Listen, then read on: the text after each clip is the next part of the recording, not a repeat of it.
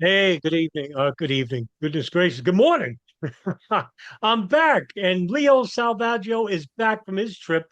For those who don't know, Leo Salvaggio actually went to Culver City, Los Angeles, as he came to America from Italy to visit.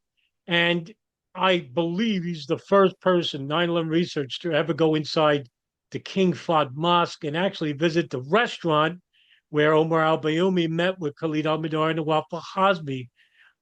So Leo, my goodness. All right. That's a lot to talk about. You went to the restaurant first because that's where Al-Midar and Al-Hazmi Al-Bayoumi went first. Take it away.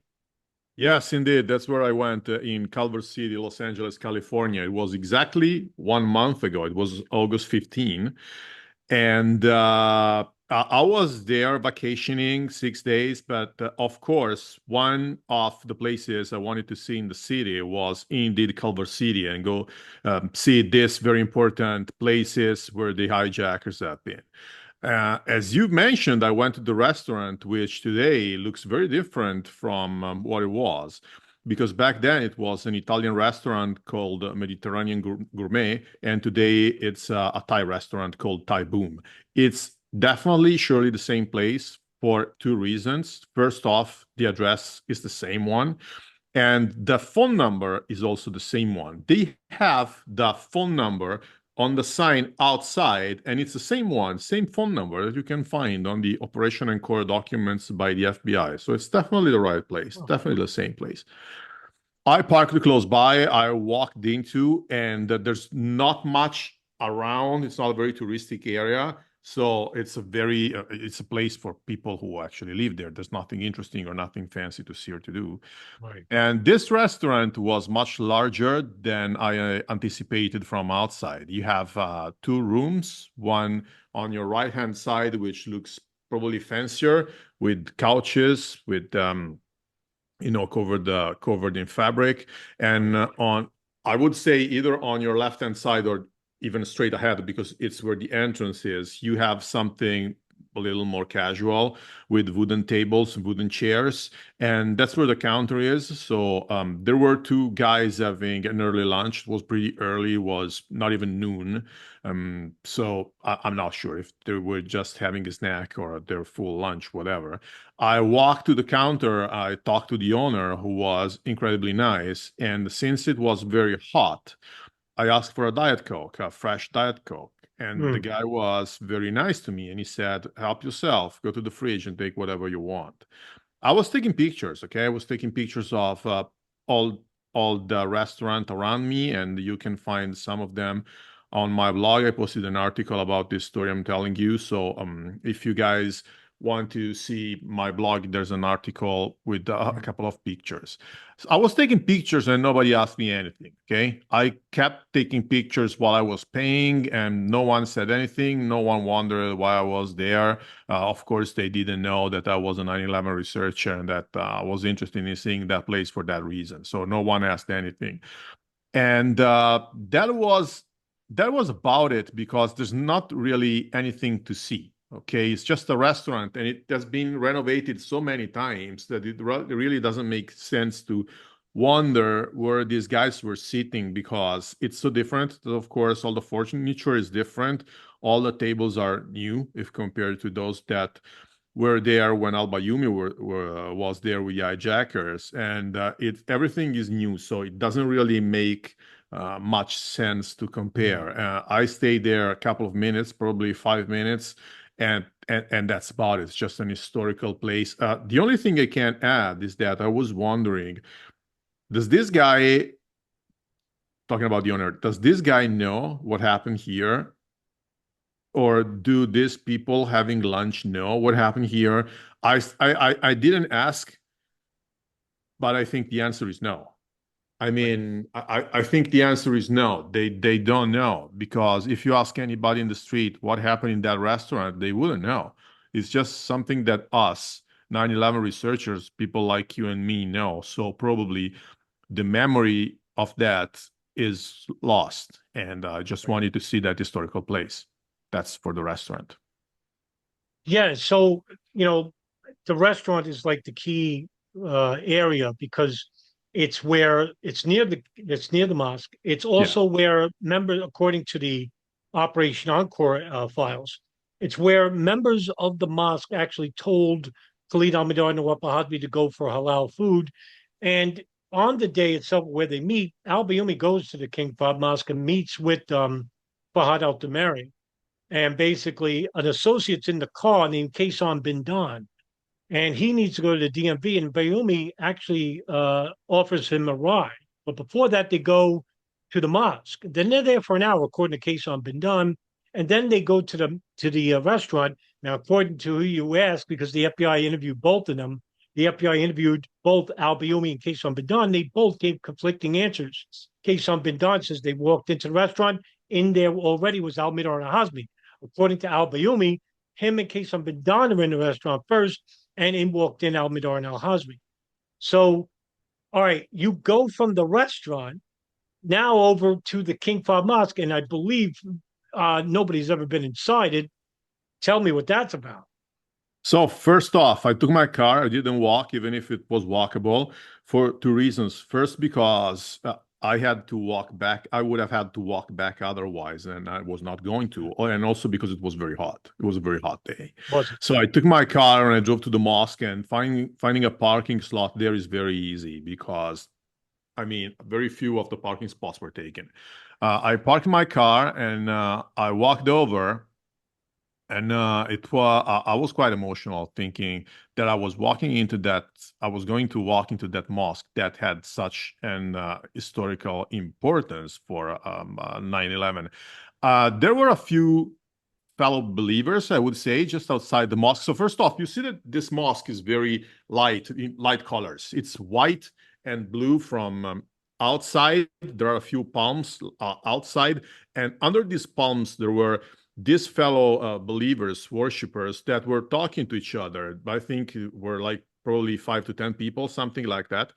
I walked over and one of the guy walked towards me and I said, "Can I go inside and see the mosque?" And he said, "Yes, absolutely. You're welcome to do that." And it did so with such a kindness that, to be honest, I was not expecting, okay? Because it was above the normal kindness you would have to a stranger talking to you in the streets. That was very warm of them. And he said, as long as you take your shoes off, you can go in and do whatever you want. I walked in, and before going in, I said to the same guy, "Can I take pictures?" And I remember him saying, "You can take as many pictures as you want."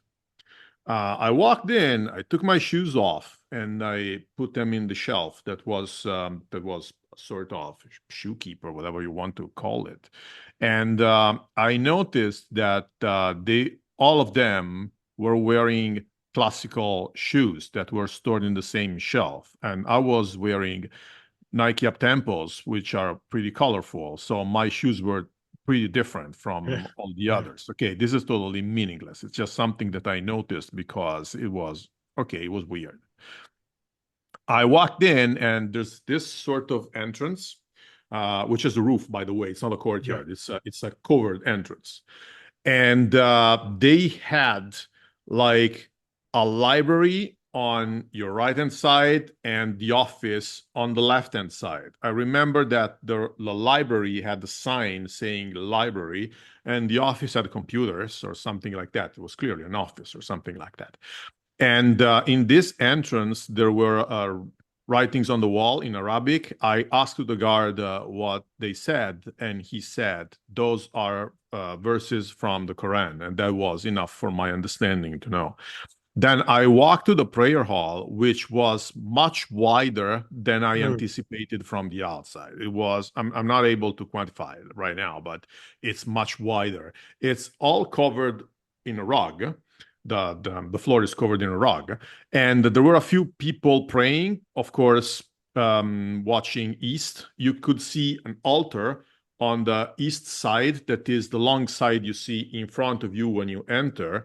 And that was pretty much about it. I think I saw two people praying, and I remember that I had the impression that that was a place where you can stay as much as you want. Okay, you can go in the morning and pray by yourself, apart from the praying hours. And so, since you can spend there how much as much time as you want, pretty much uncontrolled, there was a sign that said sleeping is not allowed at any time, and it puzzled me that they had to specify it. Okay, because none of us would have thought about sleeping in a mosque. I mean, it was Right, so right. far away from my thoughts in that moment that it struck me. And that was my visit. And again, I thought to myself, do these people know what happened here? In that case, Right. probably the answer is yes. Okay, because somehow it's much easier to it sticks in your head to think that hijackers went to a mosque than it would be hijackers going to a restaurant. So I think that Yeah. these people somehow are aware of what happened there. I'm not saying that there's a connection. Of course, there's no connection. I mean, the people I met were, of course, good people, warm people, and they had no connections, no relationship with the hijackers, but they probably are aware of what happened. That's the story Yeah, I in a would think so, Leo. I think that's an interesting note that you make there. Like, you know what went on here with these two guys, and that the connection is enormous because 9/11 is such a polarizing event in human history, and yet you feel like, wow, I'm in a place where the hijackers were. Like, what the hell? What happened here? How did this happen? Who did they meet? What were they talking about? Like all that, and that's 23 years ago too. All right, so 23, 24 years ago, and now you so then what happens after the mod? You left, and there was no other places really to visit after that. Yes, absolutely. So I went away and I had this impression of having been well treated. They were very Right, nice to me. And it puzzled me that not only the guy I talked to before getting in, but also the guard, for instance, or they were helping me out. They were telling me where to put my shoes and something of the sort. I had the impression of having been well treated, and I walked away. And yes, I would say there's nothing else to see in Culver City other than those two places. I mean, I would have had to go to San Diego, but that's maybe right, for my next trip in California. I didn't have time to do right. that this time. Yeah. Well, I do have a question for you. In where how far is it from the restaurant to the mosque? It's definitely walking distance. I Walking don't distance. remember because I drove, but I would say it's like 3 minutes walking, 5 minutes walking, something like that. But I took my car, which of course was a rental car, Right. because I didn't want to have to walk back to the restaurant. It would have made no sense because Right. after that I was going back to the city, to Los Angeles, to downtown Los Angeles. Not to downtown, but whatever, to my hotel. And also because it was very hot. So, I mean, Yeah. walking would have been unpleasant because it was a very hot day. Right. But it's definitely walking distance. I would say 3 minutes walking, 5 minutes walking. That's interesting because they also took a car to the mosque. I mean, to the restaurant. From the mosque to the restaurant. It's interesting to note that you did the reverse. You went to the restaurant first, and then you went to the mosque, and then you left because after they leave, he goes to DMV, and then Bayoumi actually goes and makes a phone call from the mosque, and according to the FBI, he gets in touch with Anwar al-Awlaki, the imam at the Al Ribiat Mosque in Virginia, but he was also an imam here in San Diego, and then from there, Leo, we know al-Midhar and al-Hazmi, their stay in Los Angeles is temporary Yeah. because they actually traveled to San Diego on the advice of Omar al-Bayoumi, who helps them get an apartment. And what happens from here, Leo? Well, they stayed in a complex, if I remember well, it's called Parkwood. That's right. Parkwood Apartments. Is that correct? Right. And that's a place in San Diego where they were helped by a lot of Saudi operatives Yep. who were helping them out. So Al Bayoumi helps them find a house. He helps them find paid the first month of the rent, and they had people around who were helping them. And we also know from a video that was found by the British investigators Yes. Yes. last year, I think, Yes. that was published last year, probably was found many years ago, that they also threw a party for them. So they were surrounded by all these people somehow supporting them, helping them. And some of them were also connected to the Saudi consulate and the Yes. Saudi embassy. And our mission, meaning mine and yours, is to find out what happened. I mean, it seems like us and a few other people are those who are still interested in that after so many years. Yeah, look, let's pick up on that because that's where the FBI basically picks up on a strange individual who actually works at San Diego State University named Dr. Sheikh, Abdusada Sheikh. But he embellished his role there because he actually said he was I think it was an English, don't quote me on this, I think he was an English tutor or something like that, something to do with language. And he never worked in the language studies department. They never heard of him, but he was an FBI informant going back to the early 1990s because in Orange County, San Diego, according to the FBI, and his handler was Stephen O'Brien, who basically, no, Stephen Butler. Sorry, it was Stephen Butler. Stephen Butler. Yeah, who basically said that it was a recent spate of bombings in the mid 90s or something like that. And Sheikh was very popular in that area because he was seen as an elder, experienced with younger Muslims. So they actually recruited him to say, "Hey, can you be on the lookout and see what what type of people are setting these bombs off or whatever?" And so he became a C1 type informant, C1 being the highest echelon informant, confidential informant number one, two, three, four, and five. And so their relationship was pretty deep. I mean, he was an informant for I think close to 20 years.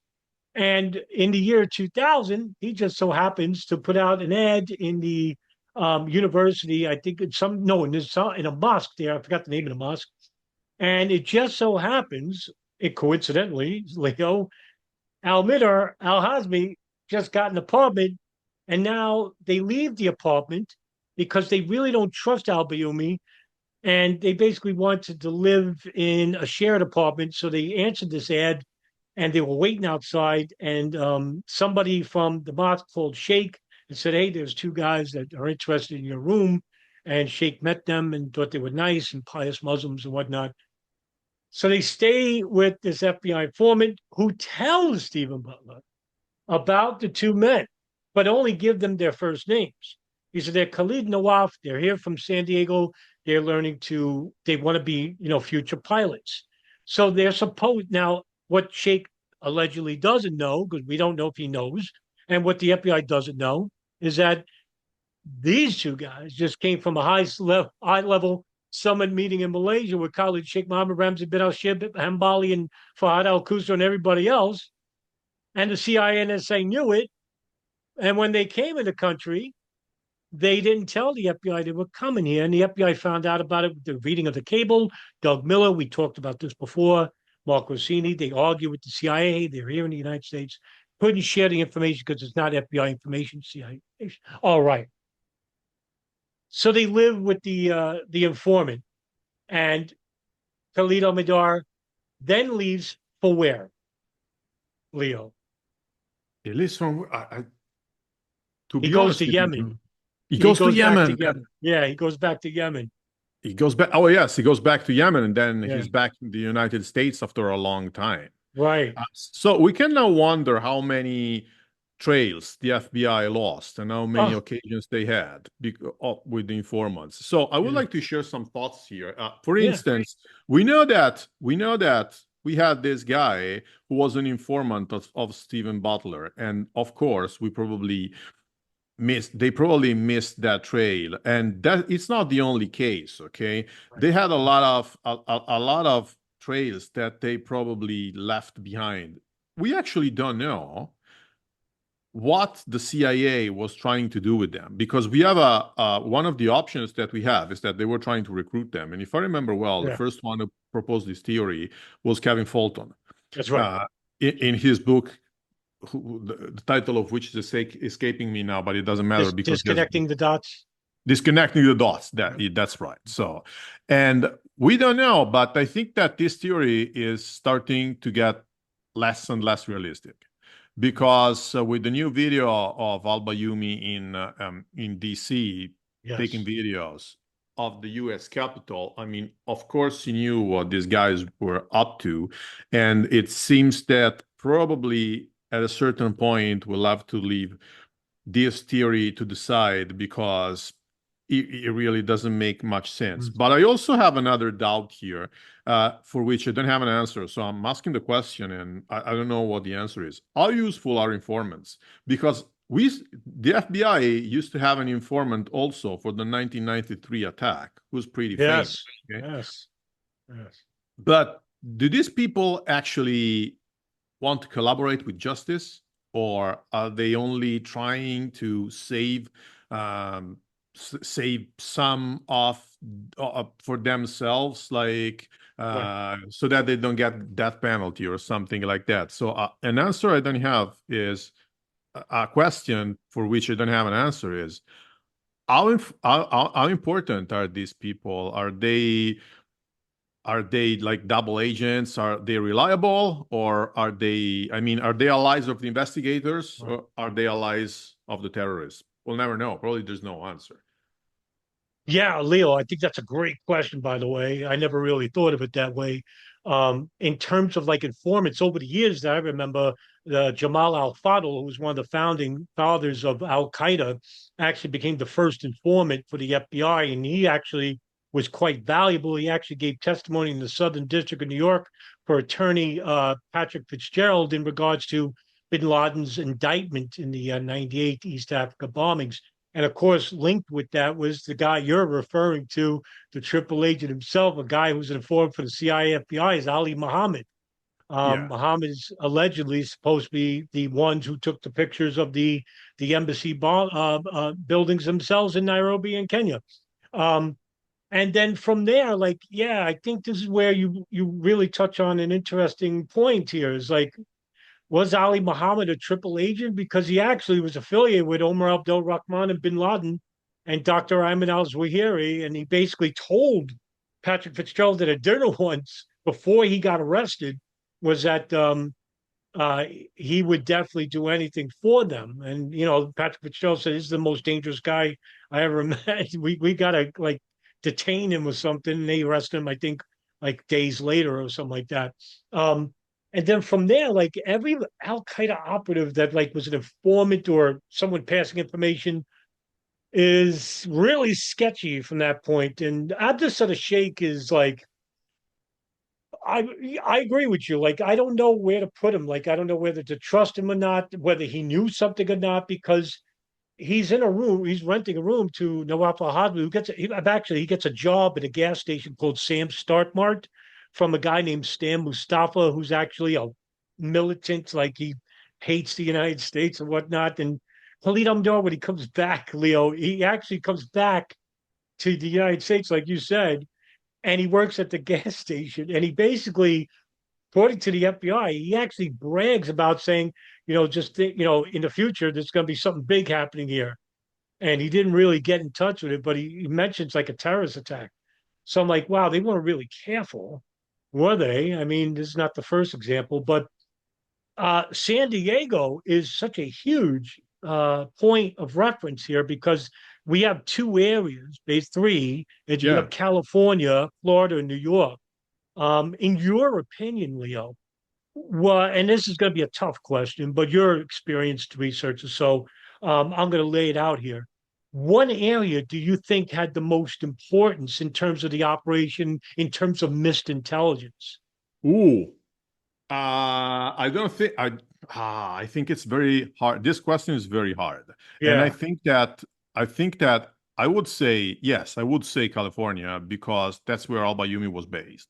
But we have to keep in mind that the attack is so widespread and so complex that they had to right, use also and to live also in different areas. And they are all very important. So by saying that the most important area is California, I don't want to water down the importance of Florida or right, even Arizona, right. because we know that we had a few things going on in Arizona as well. For instance, with the dry run made in Oh, 1999 by yes. two, Yeah, yeah, yeah, by two yeah. Al-Qaeda operatives who were Right. connected with the embassy, who took a flight from Phoenix to Washington, Hmm. D.C. to do a sort of a dry run of the attacks to see if they could get into the pilot's cabin. or for instance, where Mohammed al-Khatami was stopped in Orlando, Florida. That's Yes. also that's Yes. also Yeah. that's also an intelligence failure, right? Because it Yeah. was stopped that because they understood that something was not right with that guy. Therefore, they could have stopped, and Mohammed Atta was waiting for him. Yeah. He's waiting. That's So right. That's right. Yeah. what would have happened if they had investigated that Right. further and came to stop Mohammed Atta on that day as well? Probably 9/11 would have never happened. And also, as I mentioned, also Phoenix, Arizona was an important place where Yes. things happen. I'm just saying that probably the key of it all is California because that's where we had most Saudi operatives on Yes. the ground Yes. helping them out. But again, I don't want to water down the importance of the other places. Yeah, no, like it that is a tough call. I wouldn't even ask it most people anyway. But in terms of uh and especially with Los Angeles, San Diego, the nexus from there is basically they're the first operatives inside the United States. So it would make sense that the primary Saudi operatives would be based there. And then you would have other associates located in different areas. And then the Hamburg cell, which is, Muhammad Atta, Ziad Jarrah, Marwan al Shehi, that's the East Coast. I always like to usually two areas. Like I said East Coast, West Coast, two cells forming into one, and basically missed opportunities. Holy cow! We didn't even touch the surface yet regarding missed opportunities. And what's interesting enough is that you had Saudi and Israeli operatives inside monitoring these people. The CIA knew about them. The NSA knew about them. In fact, the NSA monitored the calls of Khalid al-Midhar and Nawaf al-Hazmi in San Diego. According to them, it was 5 phone calls they made on a cell phone that they had decrypted. And then, with the release of Operation Encore, which was, an incredible treasure trove. We know a lot of it was redacted, but still, there was like confidential sources that spoke with the FBI. And one such instance, which was really amazing, was that in December of '99, Leo, we had a guy who overheard a phone call with Fahad al-Tameri and somebody in Malaysia. And allegedly, this is Khalid telling Wali Benatash Khalid telling Yeah. Fahd al-Tameri to await for the presence of two Islamic brothers, not paternal, but Islamic brothers. And that's Khalid al-Midar and Nawaf Azmi. And that was before the meeting in Malaysia. So I'm like, wow. So all right, before they even went to the meeting, they knew they were going to come inside the United States, which is really it's incredible. And then also at the same time, the Can-Australia document, which I think is the biggest revelation of all, about officials, CIA, FBI, and congressional officials looked at classified information and said that al-Bayoumi was a CIA. The CIA had a file on Omar al-Bayoumi since the mid '90s, Yeah. and I was blown away by that. Did you read about that?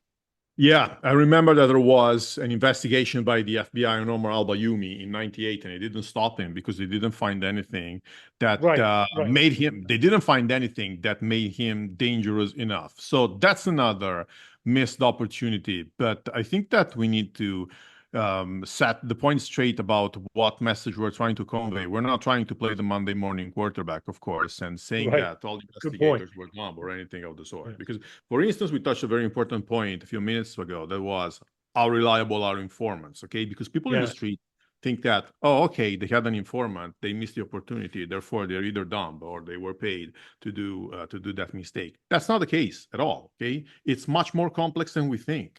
Yeah. And I think that to most of us, the complexity of it all is beyond us. So, okay, we have to be very cautious with the judgments that we give. Therefore, I think that we first off need to give them credit that they did the best that they could, and we all make mistakes. Therefore, what you and I are trying to do is to trying to clarify the the zones that today the gray zones, so to say, Yeah. but we're not here to say that they did not do their job properly or that they were stupid or anything like that. I mean, it's much more complex than the middleman can think.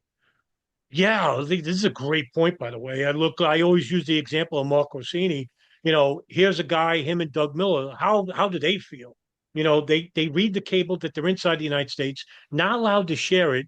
I mean, but they know they're dangerous men. Now, 9/11 happens. And if you're Mark Rosine, Doug Miller, you are crushed beyond belief. Like, wow, something, so terrible, something like that happened. I could have prevented it if I just snuck out, but I would have been arrested. Who knows, fired from my job or whatever. But the weight of not sharing that information could have, crushed them. Well, how does it feel? Like with the point you just raised, it's great because when you think about Stephen Butler, like how does he feel? Here's a guy who's like, if I knew a little bit more about these two guys, I could have basically, put a tail on them. Like only if I got more. But then, it goes back to the issue of how trustworthy are the informants. Could they be giving them, just nothing information, but enough to keep them interested? Or are they really feeding them, bull crap? I mean, is it just straight up? You really don't know. And just like you throw up your hands. So yeah, I agree with you in this regards. Like, it's easy for us to sit here and play Monday morning quarterback and say, I would have done this, I would have done that. No, you wouldn't have, because with little information you got at the time, and you're not getting any other information from anybody else. I mean, you got other cases, you just don't know. And then, like with 9/11 afterwards, it's just like, oh my God, why didn't the CIA or the NSA, why didn't Saudi intelligence basically inform the like why? And then, that haunts you because you'll never know why. But even though that Well, drives you because it's something you need, would that be something bothersome for you? of course, let me add a point. So I remember Ken Williams telling me a few years ago that Oh, in an interview that is available on my website in written form, that they at a certain point he feared that he rushed things for the terrorists because they understood that investigators were after them, and therefore they planned the attack because they thought that the investigators were catching up. Of course, the answer is no. The investigators did right. not rush things and they did not cause things to happen in advance. But think about living with that fear. Oh, Okay, that's terrible. So we have to make sure where we are, okay, where we stand. We're not blaming anybody. right. We're just trying to clarify and do our best as investigators. I'm not a professional, and neither are you, because we have other jobs. We're just Right. doing our best, but we're not here to blame people. We are here to clarify what happened because the families of the victims want answers. And maybe we Sure. can help them because we're as mad as them. Well, we're not as mad as them, but we're pretty mad as well at the terrorists. So it's not easy. It's much harder than everybody can understand. So this is where we stand. Yeah, it's tough. And like also at the same time, you just reminded me of something like not only are we facing, like I used to say, we're fighting a war on two fronts here, for me and you and a few others, is we're fighting for information, for Yeah. information to be declassified from the National Archives or from the intelligence services, right? But at the same time, we're fighting a war and that's a good fight, by the way. That's a good fight, good effort.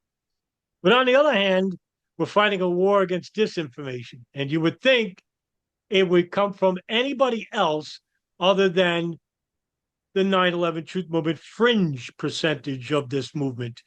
And they basically have made it almost like an impossibility to have a conversation online regarding 9/11 without going into the silly, fantastical theories of living hijackers, no planes. Is that something that you have been? For me, it's enormous. Like it's a lot of disinformation. Has it been that way for you?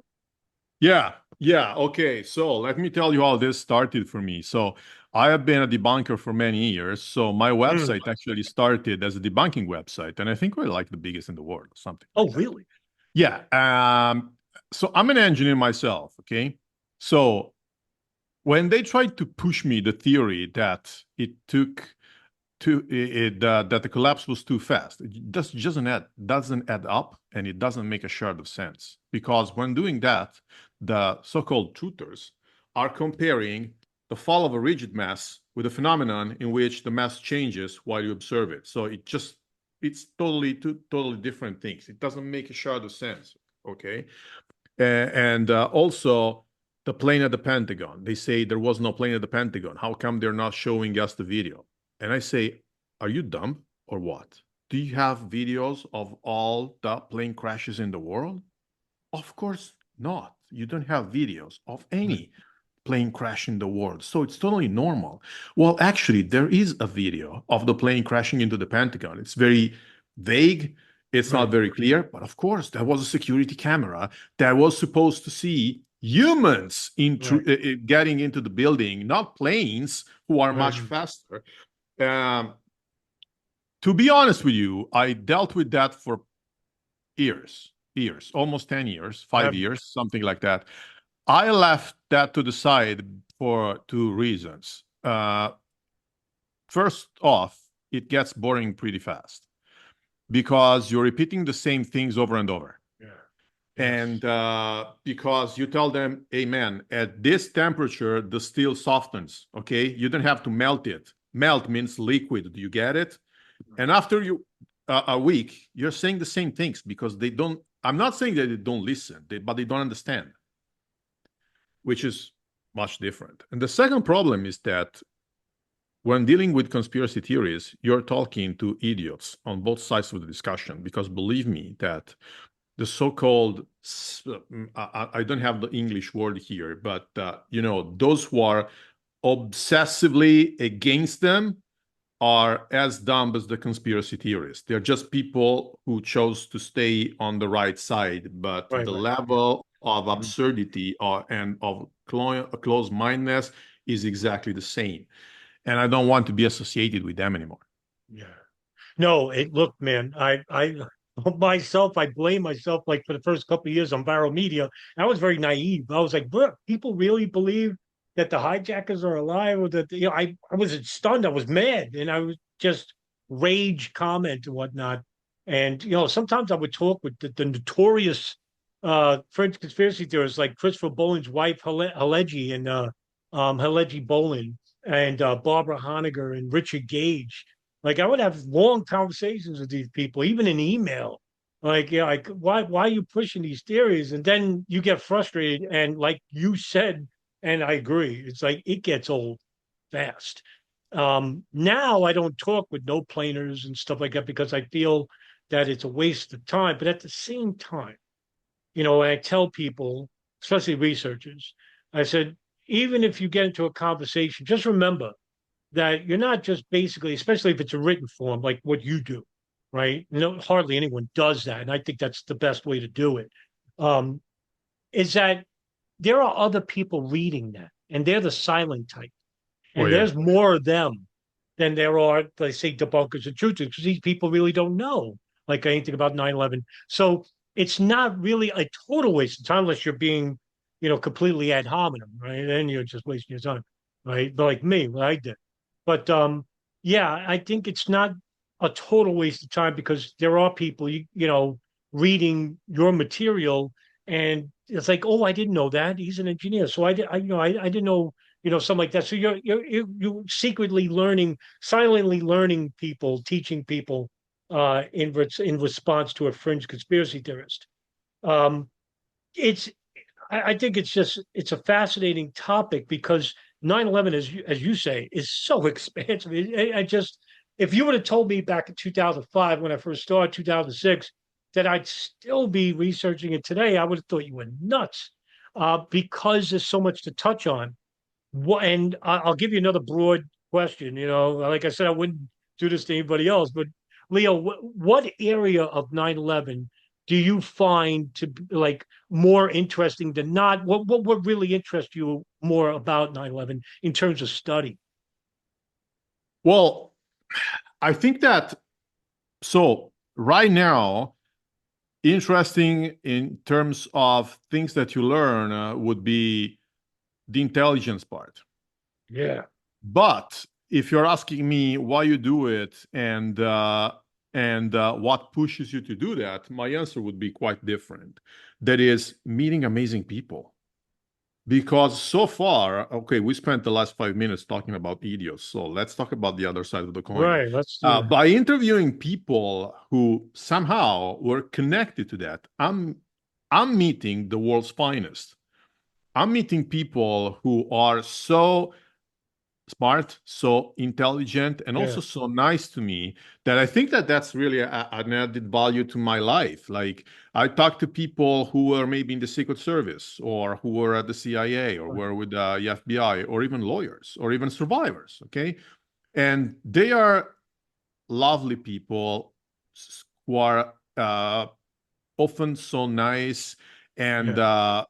maybe so that, for instance, when I go to the States, I meet up with these people or we're in touch and we also, sometimes they would drop me an email and say, how are you? How's your life going? Right. And things of the sort. So what pushes me right now is the people that I meet. If you tell me, like, from an academic point of view, what's the most important thing? I would say that is the intelligence.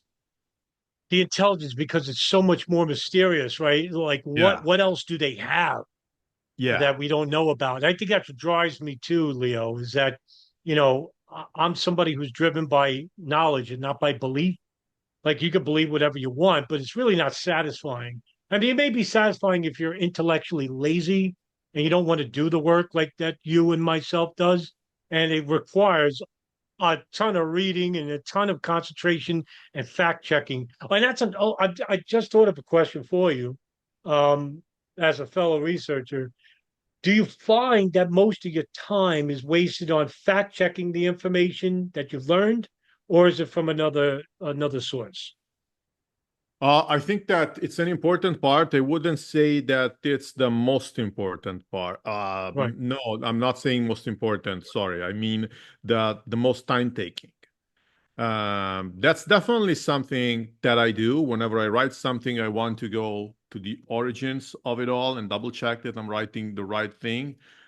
If it's take me the most of my time, I'm not sure, but that's definitely something important. You always have to go to the source and not to someone reporting that because, of course, humans make mistakes, and right.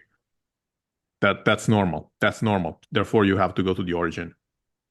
Right. And, there's something also too, we talk about 9/11, but you do something that even I don't do, and very few people have ever done is that, and it's something I would love to entertain myself in terms of interviews. You've interviewed people even from the 93 World Trade Center bombing and Yeah. people from the 9/11 Commission working on. So you have been, I mean, you're broad in your interview because you touch on a lot of things that I say basically me, I basically deal with authors and intelligence people, right? But 93 is something that I've always wanted to basically touch on because I feel it's semi related because you have the connection with Khalid Sheikh Mohammed, the Pachinko plot, whatever, all that.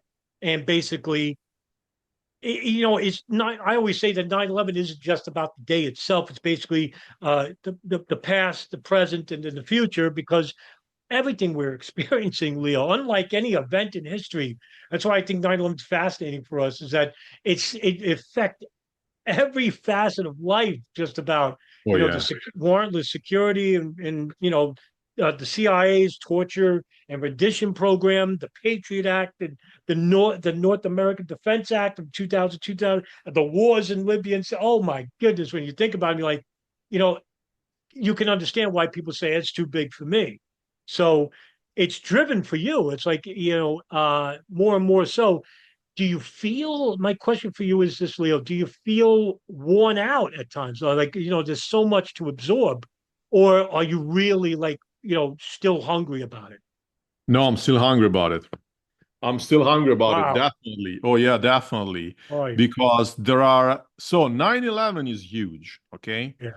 And I think that there are a lot of aspects that we don't cover because we don't have time. So, for instance, I've interviewed a lot of World Trade Center survivors, okay? 50, probably something like that over the years. But there are things that I had to leave aside for the very simple reason of the lack of time. For instance, I interviewed very few people who investigated or who are rescuers of United 93. I think I have like 4 interviews, 5 interviews Heavy. with those kind of people because you have to choose, okay? And the World Trade Center was much more impactful Yeah. because Yeah. almost all a large percentage of the victims were there, so you don't have you don't have time to do the rest. I In all these years I made an interview with one pilot, one air traffic controller. That's very little. Okay, I would like to do Huh. more. And then Right. recently I found out that there's another aspect that we overlooked for all these years. That is, what happened with the president and his staff on that day in Washington, D.C. So I made, Yes. for instance, recently an interview with the guy who was in the bunker, below the under the White House, with the vice president and with Condoleezza Rice, and I made an interview with a security service officer who was with the first lady. No one had covered that, or Yeah. very few documentaries, like on Discovery Channel, have covered that. So I think there's a lot to do, and it never gets boring because it's so big that there's always something new to learn. Yeah, wow, Leo, I love the ending part because that's what drives me too. It's like I got to know more, and I'm not satisfied with these open questions. But I think that's the human inquisitiveness about us. So it's not, we want to know more, but also at the same time. Now, for me, anyway, I can speak on my behalf. I can't speak on yours. Is that over the years it has affected me emotionally. I'm more very demurred and reserved. But looking at 9/11 and seeing all these ways that could have been stopped and whatnot, and why they withheld information. Did they really think the plan was going to happen? Did not know? Were they trying to recruit them? And you're just like you bang your head and you're like, but it's not enough. It's like I got to know. And I'd love to get Richard Lee or James or Paul Wilshire and basically ask them, but the closest I ever got was Scheuer, and he wasn't the chief of station of bin Laden in 99. That's Richard Blee. And Richard Blee is like scrubbed from the internet. There's a reason why you can't get a hold of that guy or Michelle Ann Casey operating and Bukowski. But what is in the plans of the future for you now? You're back home. Yeah. Um, what projects are you looking forward to working on now? Meaning 9/11, or Yeah, yeah, meaning 9/11. 9/11. So I have to pretty much restart, because that's something that I always do around the anniversary. Okay, so I have plans, and then from the anniversary on, I make new plans. So Oh, far, I can tell you what I did recently. I made an interview with a lady, Janice Caphart, who was part of yes. the 9/11 Commission, Yeah. and she's one of the authors of the monograph 9/11 and terrorist travel. And we discussed how they managed to travel around the world before entering the United States, and how they entered the United States, getting visas in Saudi Arabia and things of the sort. I published an interview for the anniversary with the survivor, who's now an activist. Her name is Anne-Marie Principe, and I know that I'm pronouncing her last name the Italian way, but probably the Americans would say something different. I'm not even able to imagine, but whatever. And she's now also an activist for the funds for the healthcare. And I'm waiting for the 60 minutes episode with the video of Yes. al-Bayoumi to Yeah. come out. That should be pretty soon. Yeah. And from that on, I think that I definitely would like to look for more eyewitnesses or survivors Mm. in any place, either the World Trade Center or the Pentagon or Shanksville, and more investigators about the Saudi connection. That's what I will start doing in the next few weeks. Oh, let me give you a follow-up question to that because it's interesting to note that you want to talk more about the event. What person would you like to interview in the future that you have not interviewed? That's a great question. I don't think I have a single answer for that, because I don't think there's a key person that knows everything. Right. Therefore, I I don't agree. think I have a specific person that maybe some of the admirals who planned the mission, who killed bin Laden. I did make it to interview Robert O'Neill a few years ago. So yeah, in written Really? form. That was pre my YouTube channel. I have an interview with him written. I mean, I made it on the phone and then I wrote it down. Right. And so probably someone who planned that attack. But in terms of a single person, I don't think I have one. No. Yeah, it's funny you bring that up because when I interviewed Anthony Shaver he said that he would get me in touch with Gary Bernstein, who's the leader of the project called Jawbreaker, which was Yeah. the hunt for Bin Laden, and I never got through to him. But I think now that you bring this up, I would love to reach out to him because Bernstein's a huge figure because he takes over for Gary Schroen in the Jawbreaker operation, and he actually gets the warlords to act together as one because there was such a big like in tribal meeting, and they're very fickle and division sectarian too. Like, so they wouldn't work, and they would flip if the money was right. And at the end, they had Bin Laden surrounded in the border of Pakistan, Afghanistan. And what happens is that, according to Gary Bernstein, the book Jawbreaker, he's replaced by none other than Richard Blee and Michelle Ann Casey to basically escape the congressional investigation that's coming. So yeah, I would love to get to talk with Gary Bernstein. It's interesting you bring up Jawbreaker. All right, Well, you Leo. know what would be interesting? The three guys who went upstairs in the Abbottabad compound with Shah bin Laden, we have heard from two out of three of them. And their account is slightly different. So slightly Yes. that it can be explained by the darkness, okay? Probably Robert's O'Neill version is correct and Matt Bissonnette was in the dark. Therefore, he got confused and he didn't get what was going on. But actually, there's a third guy, the point man, and we don't even know his name. So that would be somebody who would be interesting to talk to. That's interesting. I didn't know that. The point guard, we don't know who he is. Yeah, Do you think we ever will? no clue. No, No, right? Eesh. no So clue. I don't know. yeah, no clue. I don't know either. Interesting enough. Yeah, the Al Bay compound.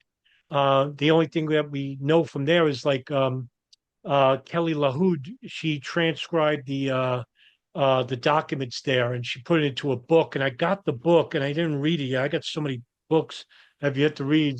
I don't know if that's a problem. Is that a problem with you as well? You got so many Sure, books to read? Yeah, for sure. sure. I love my Kindle though. I love my Kindle. I don't buy paper books anymore. Oh, you're a smart man. See, I'm old fashioned. I gotta have the book, in my hand for some reason. But yeah, the Kindle is easy because you have 1,000 books on a tablet and you're good to go.